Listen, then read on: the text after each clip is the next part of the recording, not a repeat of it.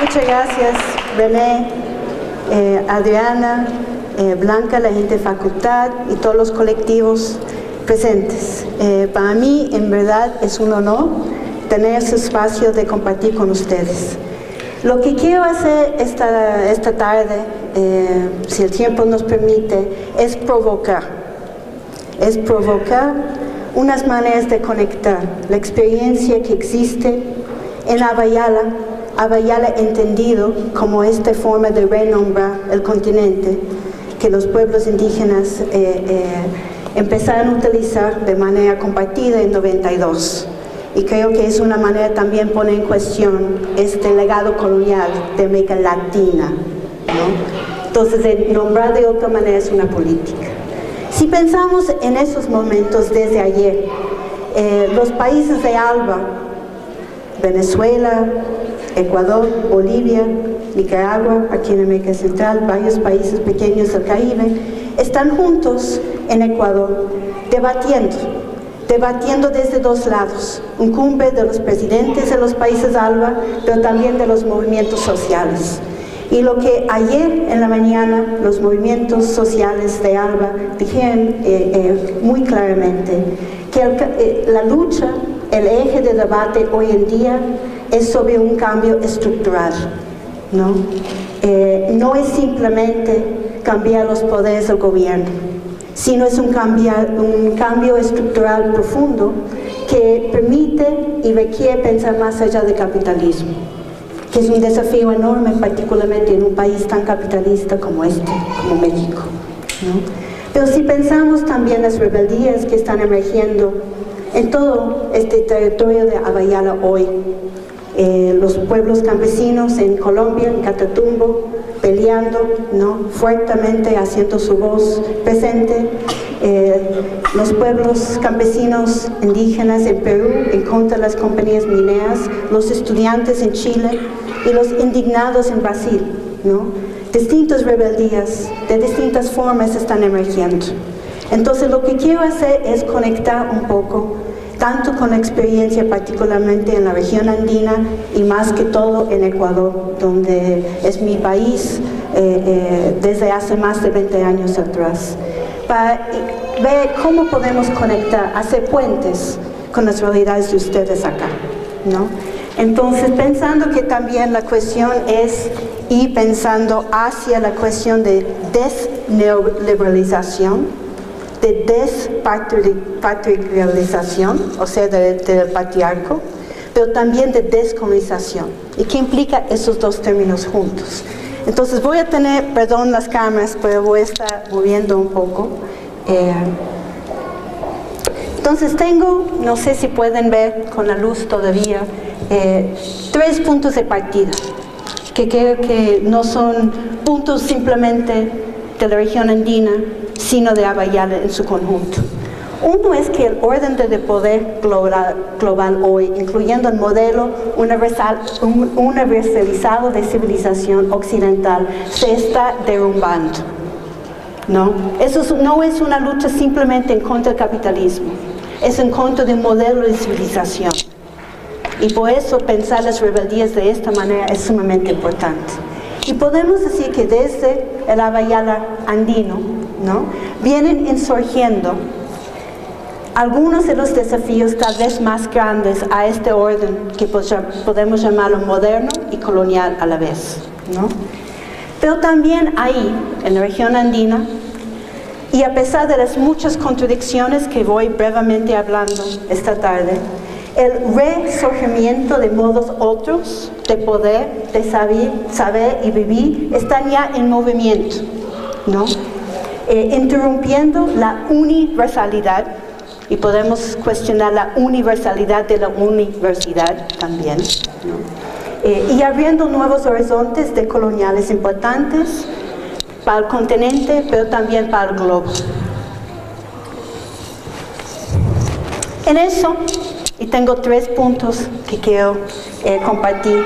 Uno, que podemos llamar los derrumbamientos, insurgencias y movimientos políticos, epistémicos y existenciales, es decir, de vida, ¿no? Y creo que esas imágenes quieren decir mucho. O sea, desde el tiempo de la espada, cruz, la Biblia, la letra de cristianismo impuesto.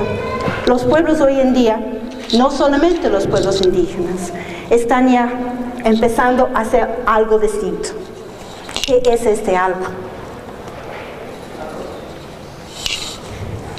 Entonces, pensando un poco con las experiencias del Ecuador, podemos decir que en 1990 inicia un gran levantamiento donde hace evidente la insurgencia del movimiento indígena en Ecuador. ¿No? Algo que tal vez alguno de ustedes ha escuchado, pero vale la pena poner un contexto de lo que estamos hablando conjuntamente esta noche, ¿no? Inicialmente sus luchas eran de recuperar las tierras, muy similar a las luchas acá, ¿no? De defender territorios, identidades, pero también de derrocar presidentes. En Ecuador logramos derrocar 4 presidentes en 5 años, ¿no? Algo que tal vez difícilmente puede suceder aquí en México. Pero también desde el movimiento indígena desafiando el neoliberalismo. O sea, fue el movimiento indígena que enseñó a la población en su conjunto cuál es el problema neoliberal. Eso no venía de la academia, no venía de los intelectuales de la izquierda, venía del movimiento indígena. Entonces, eso es importante pensar, no es simplemente resistencia, sino de insurgencia, de ir construyendo algo, no simplemente propio, pero para el conjunto de la sociedad, ¿no? En eso fue el mismo movimiento indígena que desde los años 90 empezó a proponer otro marco de sociedad, otro marco también del Estado, y vamos a discutir un poquito sobre eso. Un Estado intercultural y plurinacional, no pluricultural, plurinacional, que ahora está reflejado en la Constitución de 2008. Pero en eso, y mencionó un poco Bruno hace un poco, sobre la cuestión de interculturalidad. En el Ecuador fue el movimiento indígena que dio definición a la interculturalidad, no el Estado, no ONGs, no los ministerios, sino el movimiento. ¿Y qué quiere decir ellos con eso? Es decir, que la interculturalidad es un proyecto de sociedad, es un proyecto de transformación radical de las estructuras, de las instituciones y también de las relaciones. No es simplemente llevarnos bien, ¿no? Entonces, desde esta definición, empezar a hablar conjuntamente sobre lo intercultural y lo plurinacional como 2 conceptos de lucha que no pueden separarse. Ha sido muy importante, como el mismo movimiento dice, para descolonizar la sociedad, pero también para refundar. Es decir, no reformar una reforma de lo mismo, sino de refundar bajo otros principios. Entonces fue la insurgencia del movimiento indígena que dio la base para que inicie esos procesos.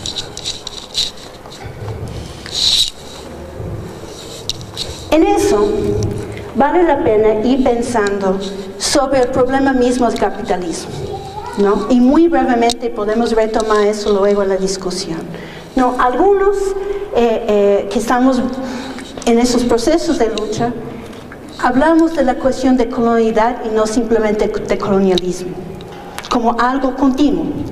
¿No? Colonialismo da la impresión que es algo que pasó, ¿no? Pero la colonialidad no. Es un patrón de poder que inició en la experiencia de la llamada conquista, entre comillas, o la invasión, y sigue dándose, y sigue dando vueltas y cambio de forma, ¿no? Y funciona de múltiples maneras. O sea, la cosa más básica es utilizar la idea de raza, de etnia, pero también de género, como de clasificar, ¿no? Mientras que los blancos no tienen que definir, son los otros, ¿no? Entonces, si pensamos cómo eso ha venido funcionando históricamente, pero también nos hace pensar que el saber o el conocimiento es algo eurocéntrico, que en América Latina, en Abayala se construye saber, sabiduría, pero no conocimiento o ciencia, ¿no? Pero también, tal vez la cosa más difícil ha sido la lucha, el proceso de colonialidad de la madre tierra, ¿no? Lo que le llamamos en la región andina Pachamama, ¿no? Donde no es simplemente la tierra en sí, sino es esta relación entre de establecer un dualismo hombre-hombre, no humano, hombre sobre naturaleza como superior, y con toda la cuestión espiritual que viene con eso. Entonces, ¿cómo eso ha venido construyendo modalidades, formas de poder continua, ¿no?, que son parte mismo que tenemos que ir enfrentando en las luchas?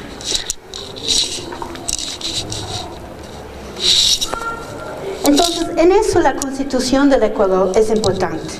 Digo no porque es un documento que viene del Estado, sino porque nació con la misma lucha y insurgencia del movimiento indígena, conjuntamente con el movimiento afrodescendiente y otros grupos de mujeres, jóvenes, etc., ¿no? El mismo proceso de la Asamblea Constituyente, donde tuve el privilegio de participar, no tenía partidos políticos, sino colectividades de la sociedad, con mucha gente joven, ¿no? Entonces es un documento vivo que intenta construir algo muy distinto. Entonces, unas ideas simplemente para que ustedes se den cuenta de cómo es este cambio, ¿no? Dice el preámbulo: nosotras y nosotros. Empieza con las mujeres.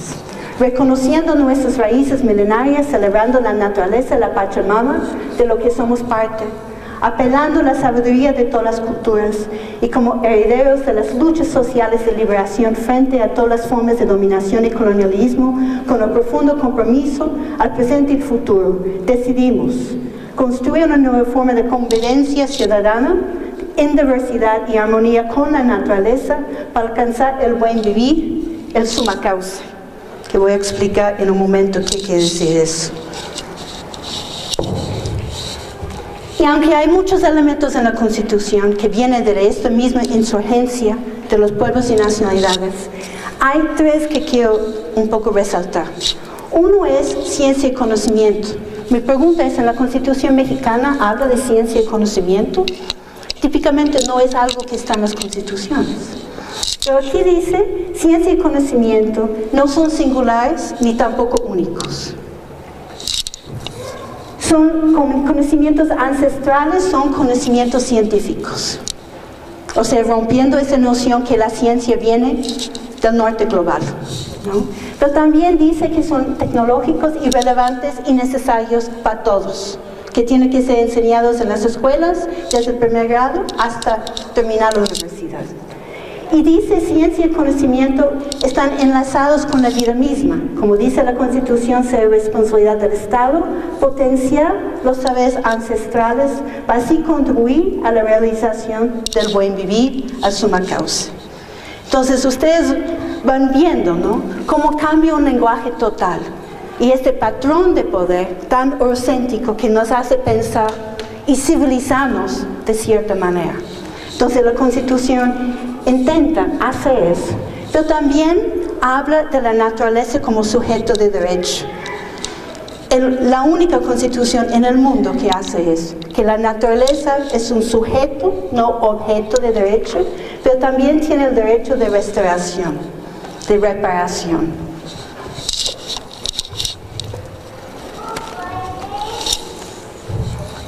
Y esta cosa que ustedes han venido viendo, suma causa y buen vivir, es el eje transversal de toda la Constitución, ¿no? ¿Y qué es? O sea, podemos decir, desde las culturas ancestrales, que piensa la cuestión de causa como vida, la lucha misma de construir otra forma de vivir, de estar en la sociedad, donde la cuestión de relacionalidad, correspondencia, complementariedad y reciprocidad son centrales, pero también donde vivimos también con los ancestros muertos y vivos. Es la cuestión de entre todos los seres, no simplemente los seres humanos, que parte de una cosmología que sigue existiendo en México como en muchos países, ¿no?, de Avayala.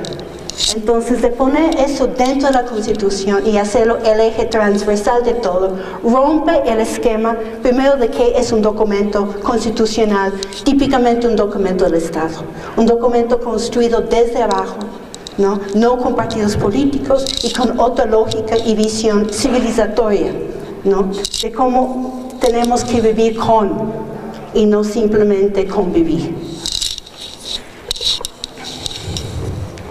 Pero también introduce una cosa interesante. habla de la posibilidad desde la naturaleza como una era de post-petróleo, ¿no? En un momento vamos a ver las contradicciones con todo eso. Pero tal vez algunos de ustedes han escuchado de Yasuní y ITT, que es un proyecto que estableció el gobierno en 2009 con la idea de cómo mantener petróleo dentro de la tierra y no explotarlo. En un área que es uno de los bosques más diversos del mundo, en la selva ecuatoriana, en la Amazonía, de un pedazo pequeñito de 200,000 hectáreas, donde el gobierno compromete no explotar esos 850 millones de barriles si puede conseguir plata de los países llamados desarrollados, ¿no? Que permite mantener el petróleo ahí. Hasta el momento han conseguido 330 millones de dólares y con otros 200 y pico calculado para este año, millones. Entonces es una cuestión, otra vez, que toma la cuestión de qué implica realmente poner la naturaleza como sujeto de derecho y ir pensando de otra manera, ¿no? Sin embargo, hay muchos desafíos, contradicciones y podemos decir vueltas y revueltas actuales, ¿no? Entonces veamos algunos de esos. Y lo menciono no otra vez para simplemente hablar sobre la problemática en Ecuador, pero también para provocar conexiones con ustedes presentes acá y sus luchas, porque son luchas compartidas, ¿no?, en todo el continente. Entonces, el año pasado, CAOI, que es la Coordinadora Andina de Organizaciones Indígenas, hace un declaratorio diciendo: defender agua es defender la vida. Y quiero ir poniendo central que eso es una lucha de vida, no simplemente es una lucha política. Es defender la vida, basta el extractivismo, soluciones ambientales falsas y la criminalización de líderes indígenas para la construcción e implementación del buen vivir, algo que empezó en Ecuador y Bolivia, pero ahora está compartido por toda la región. Por los países ALBA también, y la protección de la madre tierra y estados plurinacionales auténticos, ¿no? Entonces, en eso hay muchos campos de lucha, pero quiero muy brevemente mencionar tres. El campo de lucha del Estado y sociedad, es decir, la relación, si es posible refundar el Estado, o más bien, como dicen los zapatistas acá, olvidar el Estado, ¿no? Pero ¿qué implica en países como Ecuador y Bolivia, donde la intención es repensar, reconstruir, no simplemente reformar, sino refundar el Estado? ¿Es posible o no es posible? ¿Y cuáles son las luchas actuales que se dan en este campo? ¿Qué sucede con el campo de conocimiento y educación? ¿Y qué sobre Pachamama, naturaleza y la vida misma? O esos debates que existen hoy en Ecuador y Bolivia, donde están redefiniendo qué es desarrollo y llamando desarrollo como la noción misma de buen vivir. Entonces, muy brevemente, en términos de Estado-sociedad, hay muchos elementos que podemos ir pensando. Uno es, ¿qué sucede cuando un Estado débil, que es el Estado neoliberal, se convierte en un Estado fuerte, ¿no? La pregunta que podemos discutir luego es si México sigue siendo un Estado débil en este caso, porque sigue siendo muy neoliberal en su política, ¿no? Pero en países como Ecuador, como Venezuela, como Bolivia, son estados muy fuertes, pero tienen la tendencia de ser también sumamente masculinos, aunque en el Ecuador mitad, ¿no?, de los ministerios están en manos de mujeres. Las 3 mujeres están dirigiendo la asamblea que es el Congreso que le llamamos Asamblea Nacional. Son 3 mujeres, la presidenta y los 2 vicepresidentes. No es la falta de presencia femenina, sino cómo están construyendo otro discurso masculino, ¿no? También podemos decir que hay una nueva liberalización de este Estado fuerte, donde la cuestión de igualdad, libertad, autonomía, o sea, podemos ir retomando este debate que es autonomía, soberanía, ciudadanía, inclusión y cohesión social son ejes centrales, a veces reproduciendo los marcos neoliberales de atrás, o sea, la cuestión de ONGs, de organizaciones UNESCO, etcétera, todo este discurso que va circulando, ¿no? Pero también el gobierno sigue hablando sobre un cambio cultural. ¿Qué es este cambio? Bueno, primero empieza a hablar de etnias y no de pueblos y nacionalidades, ¿no? O sea, como ir individualizando y quitando la colectividad histórica de las luchas. Pero también de la necesidad de erradicar la pobreza, eliminar los movimientos sociales. El mismo presidente le ha llamado los movimientos sociales arcaicos y presuntos, no necesarios en una revolución ciudadana, que es el proceso que le llama lo que se está sucediendo en Ecuador. Pero también hay la criminalización de la resistencia y la lucha social. Entonces, en contraste con todo lo que hablamos antes de esta constitución tan radical, lo que está pasando en la práctica. Aunque el derecho de la resistencia está en la Constitución, por primera vez en la historia el gobierno está utilizando la figura legal penal de actos de terrorismo en contra del Estado. Básicamente en contra de la protesta social. Y el mismo presidente, que podemos ver ahí en la pantalla, ha dicho: el peligro de la revolución ciudadana es la izquierda infantil, el movimiento proindígena infantil y el movimiento ecologista infantil. A él le gusta mucho la palabra infantil. Pero si pensamos históricamente, ¿quiénes son los infantiles? Son los pueblos indígenas, son los afrodescendientes y son las mujeres. Somos, ¿no? Porque supuestamente no piensan. Entonces, ¿qué implica retomar estas cosas debajo otro proyecto? Alberto Costa, que fue el presidente de la Asamblea Constituyente hasta casi el final, dijo: a los luchadores por la vida se les perseguía como terroristas para que las transnacionales puedan sacar los recursos naturales. Parece mucho México en eso, ¿no? Atentando además en contra de la naturaleza de las comunidades, prácticas represivas orientadas a desconocer, descalificar y castigar los movimientos sociales. Eso es la mano de neoextractivismo del siglo XXI. Hoy en día hay más de 200 líderes indígenas, ¿no? Con sabotaje y terrorismo, y más de 300 personas en general, incluyendo jóvenes, ¿no? Que han venido cuestionando el gobierno y defendiendo la misma Constitución. Entonces, si pensamos que sucede todo eso con relación a la naturaleza, la Pachamama, el neoextractivismo actual, que es algo que existe en Ecuador, en Perú, en Colombia, en Argentina, en Chile, ¿no? Básicamente toda América del Sur, muy similar a lo que existe acá, ¿no? Yo creo que esta imagen quiere decir mucho.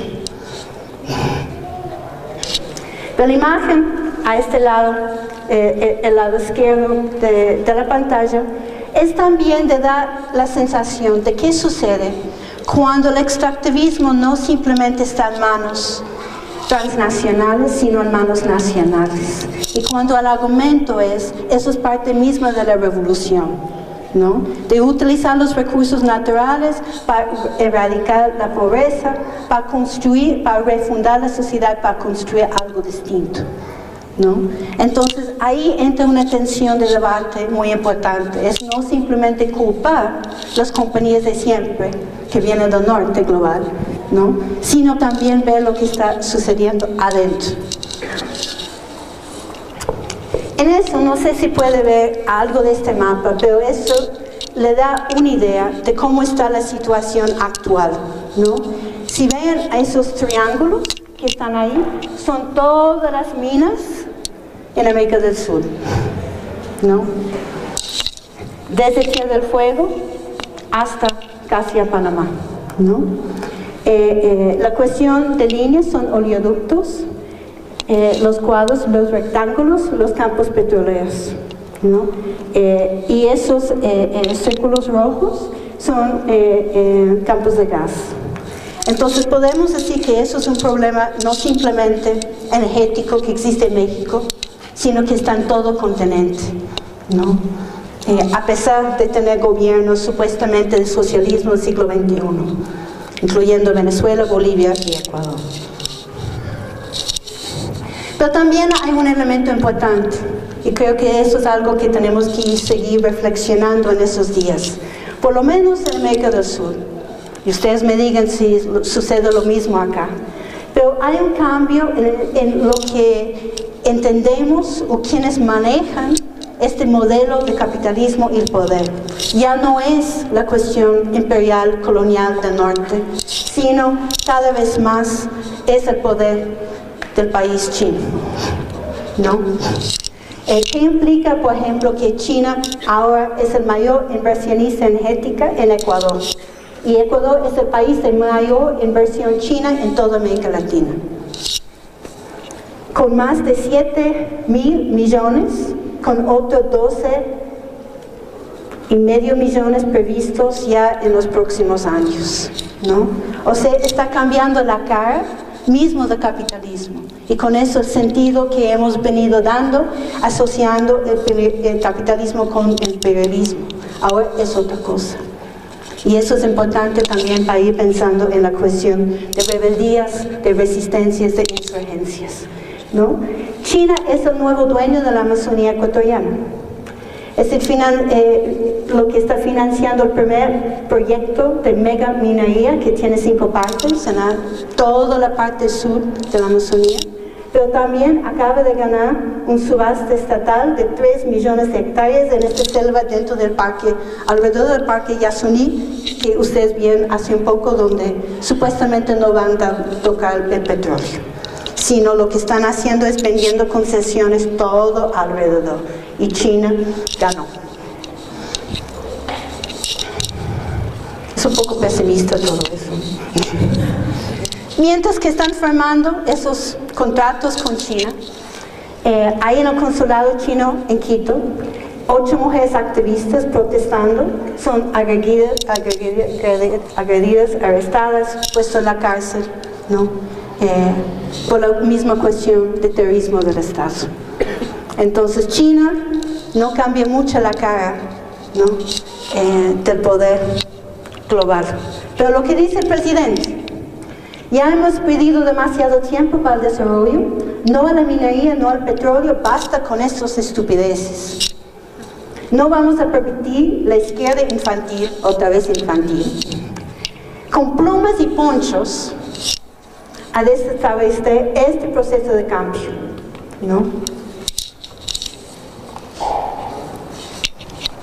Y recién, hace casi un año, empieza una campaña a favor de los transgénicos. Otro debate con relación acá, con maíz, con la soya en partes de América del Sur, diciendo que eso es la manera de salvar al país de la cuestión de pobreza. Cometimos un error mismo en la Constitución, dice el presidente. Por ecologismo infantil, si es necesario enmendar la Constitución, vamos a tener que hacerlo. Hace 10 días la Asamblea Nacional pasó una nueva reforma de la ley minera que elimina la necesidad de consulta previa. Entonces, ¿qué sucede con la cuestión de educación, de conocimiento, ¿no? Podemos decir que hoy en día lo que estamos sufriendo es un nuevo tipo de recolonialidad académica de la misma revolución ciudadana, ¿no? Primero, el proyecto del gobierno es eliminar lo que el gobierno mismo llama el cooperativismo de la educación intercultural bilingüe indígena, ¿no? Diciendo que ya no es necesario tener procesos de educación autónoma, de educación propia, etc. Y más bien vamos a empezar a hacer la educación intercultural nacional. Me suena muy funcional y muy similar a la educación intercultural que existe en muchas universidades mexicanas, ¿no es cierto? Pero también hay esta forma de imponer estándares científicos occidentales de la misma educación superior. O sea, mientras que el discurso va en contra del imperialismo del norte, lo que está sucediendo es que el modelo de universidad de Estados Unidos está siendo implantado en Ecuador. ¿no? Con los mismos estándares y con la misma forma de controlar, de vigilar y redisciplinar, ¿no? En eso, brevemente quiero mencionar un ejemplo concreto. No sé si ustedes han escuchado sobre la universidad o la pluriversidad intercultural de las nacionalidades y pueblos indígenas de Maltahuasi, que es parte de una red de universidades propias indígenas con UNISUR aquí en México, con Huracán en Nicaragua y con 3 universidades bolivianas, Aymara, Quechua y Guaraní. En 2009 el gobierno decidió cerrar o suspender las actividades de la universidad diciendo que falta de calidad académica porque no tiene el mismo modelo. Yo creo que tiene mucho que ver eso con lo que estamos hablando, como mencionó Oscar, con la cuestión de UNITIER en Oaxaca y también UNITIER en Chiapas. O sea, esos modelos otros de universidad que tenía a Maltahuasi, que tiene a Maltahuasi, que sigue funcionando a pesar de falta de reconocimiento del Estado. Pero ya con una decisión de la Corte Constitucional en Ecuador en 2009, apoyando la universidad, apoyando su modelo comunitario, ¿no? A pesar de eso, el Estado ya está amenazando cerrar la universidad el próximo mes. Entonces, menciono estas cosas para ver un poco, no simplemente las contradicciones, sino cómo la lucha va cambiando. Cuando uno piensa que ya ha logrado hacer algo distinto, con una constitución radical, con procesos que vienen desde la gente, ¿no? Con un gobierno supuestamente progresista, la lucha sigue y cada vez es más compleja, ¿no? Entonces ahí tenemos la nueva invención, ¿no? Que el gobierno decidió para ya promover la modernización del país, que va a construir la gran ciudad del conocimiento, ¿no? Que se llama Yachay, una palabra en quichua que quiere decir sabiduría, conocimiento, vida misma, ¿no? Entonces, ¿dónde van a hacer eso? El Estado tomó tierras ancestrales, afrodescendientes y indígenas en una parte del centro del país para construir esta ciudad. Y les voy a mostrar un video de 2 minutos sobre eso, porque quiere decir mucho sobre esas luchas viviendo en esos países supuestamente cambiantes. A ver si funciona. Ciencia, tecnología e innovación trabajan juntos en el proyecto más ambicioso del Ecuador del siglo XXI.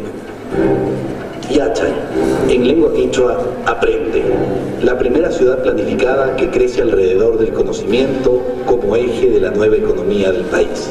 Esta ciudad se configura como el centro de la Red Sudamericana de Desarrollo Tecnológico, en la que se articula la universidad más importante de la región a los principales centros de investigación públicos y privados, que con infraestructura de punta, facilidades administrativas e incentivos productivos permitirá el surgimiento de empresas de alta tecnología vinculadas a las más importantes inversiones.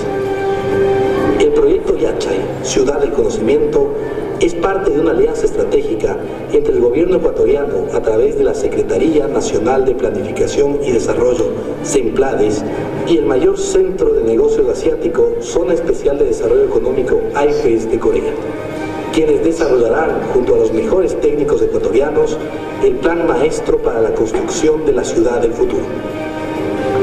El primer hub tecnológico de América Latina fomentará el desarrollo del conocimiento en las áreas de ciencias de la vida, energías renovables, petroquímica, tecnologías de la información y comunicación y nanociencia, vinculando a la comunidad científica nacional y mundial en proyectos de investigación que generarán instalación de empresas de categoría mundial junto a empresas ecuatorianas que potenciarán su crecimiento, incremento exponencial de la producción de alta tecnología en el país, generación de patentes para la comercialización de inventos tecnológicos, nuevos empleos, especialmente de mano de obra local altamente calificada. Yachay, una ciudad que investiga, innova y produce. CENPLADES, nuestro plan es el buen vivir. Espantoso, ¿no es cierto?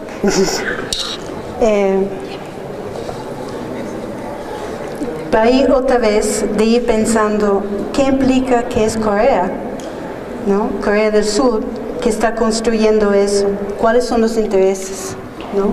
Entonces ahora el poder asiático entre China y Corea, ¿no? Que están tomando espacio en Ecuador, donde van de ahí no sabemos. Pero bueno, ya ir cerrando, podemos decir, podemos preguntar desde la rebeldía, ¿no? ¿Cuáles son nuestras indagaciones, ¿no? Cómo todo eso nos hace pensar también y cuestionar qué es el insurgir en esos momentos.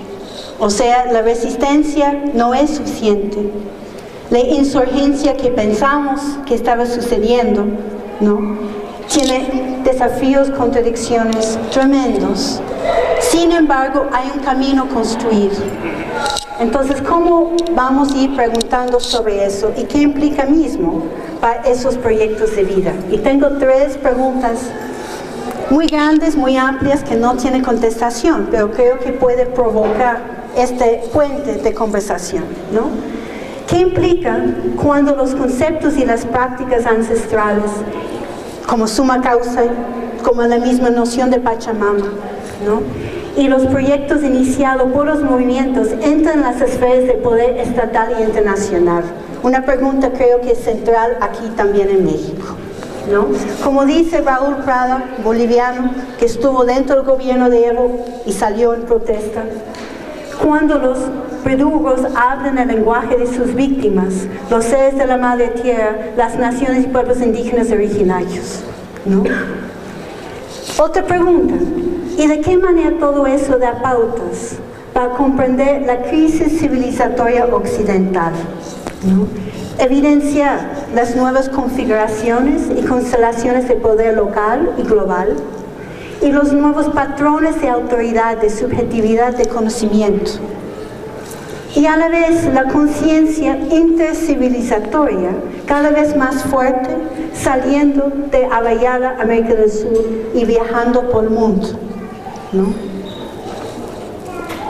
En eso también pregunto, en ese sentido, y a pesar de las luchas, contradicciones y revueltas actuales, podemos decir que tal vez no hay paso atrás. Hemos iniciado otra época, que un nuevo horizonte histórico de sentido está tal vez resurgiendo, como dicen acá, ¿no? Y que el derecho a soñar, el derecho a la esperanza y al buen vivir tal vez están enrumbando, ¿no? No sea que estamos hoy, por lo menos en el Abayala andino, y pregunto en algunos espacios autónomos acá, ¿no? Tal vez estamos en otro momento de lucha y de insurgencia histórica, donde el mapa y nosotras y nosotros mismos estamos en procesos de transformación. ¿Y qué pensamos con eso? Es decir, qué manera pensar con esas transiciones y transformaciones, sin olvidar su complejidad. Entonces, creo que el mapa mismo está cambiando. Ustedes recuerdan que ya en 1992 los pueblos y naciones indígenas empiezan a hablar del mapa al revés, ¿no? De 500 años de resistencia, de cabeza abajo. Y la noción de pensar y actuar desde el sur y los sures del mundo, que están también en los países del norte, ¿no? Era importante. Y el simple hecho de dar la vuelta del mapa implicaba tal vez otra manera de empezar a pensar, ¿desde dónde? ¿No? Pero sucede otra cosa. Hoy, desde Ecuador, desde la mitad del mundo, ofrecemos otro mapa, ¿no? Que ha venido circulando los últimos años. Un mapa que se llama un mapa orientado, ¿no? Donde el oriente es referente geográfico integral, localizando en el centro los países y pueblos tradicionalmente posicionados como sur. Así, para apuntar la relación civilizatoria ancestral entre el sur y donde aparece el sol, ¿no? En eso, un remapeo que pretende descartar el posicionamiento del occidente como centro y norte, que también está el mapa al revés, ¿no? Y empieza a pensar en otros modelos, ¿no? No un modelo único universal de la naturaleza de humanidad, de saber y vida. Pero ¿qué sucede cuando recordamos y veamos el poder capitalista de países como China, como Corea del Sur, etc.? Entonces, hay muchos elementos de discusión.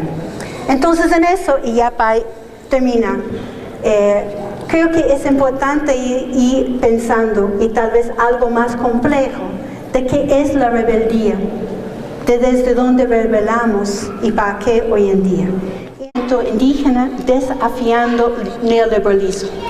O sea, fue el movimiento indígena que enseñó a la población en su conjunto cuál es el problema neoliberal.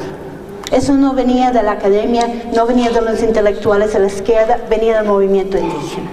Entonces, eso es importante pensar, no es simplemente resistencia, sino de insurgencia, de ir construyendo algo, no simplemente propio, pero para el conjunto de la sociedad, ¿no? En eso fue el mismo movimiento indígena que desde los años 90 empezó a proponer otro marco de sociedad, otro marco también del Estado, y vamos a discutir un poquito sobre eso. Un Estado intercultural y plurinacional, no pluricultural, plurinacional, que ahora está reflejado en la Constitución de 2008. Pero en eso, y mencionó un poco Bruno hace un poco, sobre la cuestión de interculturalidad. En el Ecuador fue el movimiento indígena que dio definición a la interculturalidad, no el Estado, no ONGs, no los ministerios, sino el movimiento. ¿Y qué quiere decir ellos con eso? Es decir, que la interculturalidad es un proyecto de sociedad, es un proyecto de transformación radical de las estructuras, de las instituciones y también de las relaciones. No es simplemente llevarnos bien. En eso, y tengo 3 puntos que quiero compartir. Uno, que podemos llamar los derrumbamientos, insurgencias y movimientos políticos, epistémicos y existenciales, es decir, de vida, ¿no? Y creo que esas imágenes quieren decir mucho. O sea, desde el tiempo de la espada, cruz, la Biblia, la letra de cristianismo impuesto. Los pueblos hoy en día, no solamente los pueblos indígenas, están ya empezando a hacer algo distinto. ¿Qué es este algo? Entonces, pensando un poco con las experiencias del Ecuador, podemos decir que en 1990 inicia un gran levantamiento donde hace evidente la insurgencia del movimiento indígena en Ecuador. ¿No? Algo que tal vez alguno de ustedes ha escuchado, pero vale la pena poner un contexto de lo que estamos hablando conjuntamente esta noche, ¿no? Inicialmente sus luchas eran de recuperar las tierras, muy similar a las luchas acá, ¿no? De defender territorios, identidades, pero también de derrocar presidentes. En Ecuador logramos derrocar 4 presidentes en 5 años, ¿no? Algo que tal vez difícilmente puede suceder aquí en México. Pero también desde el movimiento.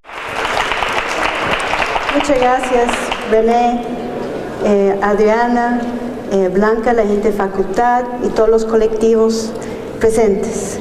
Para mí, en verdad, es un honor tener ese espacio de compartir con ustedes. Lo que quiero hacer esta tarde, si el tiempo nos permite, es provocar unas maneras de conectar la experiencia que existe en Abayala entendido como esta forma de renombrar el continente que los pueblos indígenas empezaron a utilizar de manera compartida en 92. Y creo que es una manera también poner en cuestión este legado colonial de América Latina, ¿no? Entonces, de nombrar de otra manera es una política. Si pensamos en esos momentos desde ayer, los países de ALBA, Venezuela, Ecuador, Bolivia, Nicaragua, aquí en América Central, varios países pequeños del Caribe, están juntos en Ecuador, debatiendo desde dos lados, un cumbre de los presidentes de los países ALBA, pero también de los movimientos sociales. Y lo que ayer en la mañana los movimientos sociales de ALBA dijeron muy claramente, que la lucha, el eje de debate hoy en día es sobre un cambio estructural, ¿no? No es simplemente cambiar los poderes del gobierno, sino es un cambio estructural profundo que permite y requiere pensar más allá del capitalismo, que es un desafío enorme, particularmente en un país tan capitalista como como México, ¿no? Pero si pensamos también las rebeldías que están emergiendo en todo este territorio de Abayala hoy, los pueblos campesinos en Colombia, en Catatumbo, peleando, ¿no?, fuertemente, haciendo su voz presente, los pueblos campesinos indígenas en Perú en contra de las compañías mineras, los estudiantes en Chile y los indignados en Brasil, ¿no? Distintas rebeldías de distintas formas están emergiendo.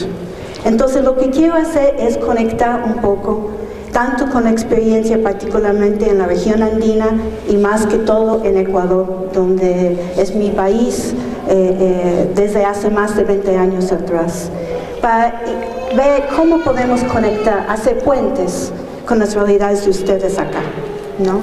Entonces, pensando que también la cuestión es ir pensando hacia la cuestión de desneoliberalización, de despatriarcalización, o sea, del patriarco, pero también de descolonización. ¿Y qué implica esos dos términos juntos? Entonces voy a tener, perdón las cámaras, pero voy a estar moviendo un poco. Entonces tengo, no sé si pueden ver con la luz todavía, 3 puntos de partida, que creo que no son puntos simplemente de la región andina, sino de Abayala en su conjunto. Uno es que el orden de poder global hoy, incluyendo el modelo universalizado de civilización occidental, se está derrumbando, ¿no? Eso no es una lucha simplemente en contra del capitalismo, es en contra del modelo de civilización. Y por eso pensar las rebeldías de esta manera es sumamente importante. Y podemos decir que desde el Abayala andino, ¿no?, vienen insurgiendo algunos de los desafíos tal vez más grandes a este orden que podemos llamarlo moderno y colonial a la vez, ¿no? Pero también ahí, en la región andina, y a pesar de las muchas contradicciones que voy brevemente hablando esta tarde, el resurgimiento de modos otros de poder, de saber y vivir están ya en movimiento, ¿no?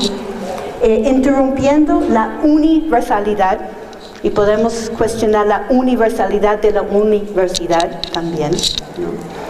Y abriendo nuevos horizontes decoloniales importantes para el continente, pero también para el globo.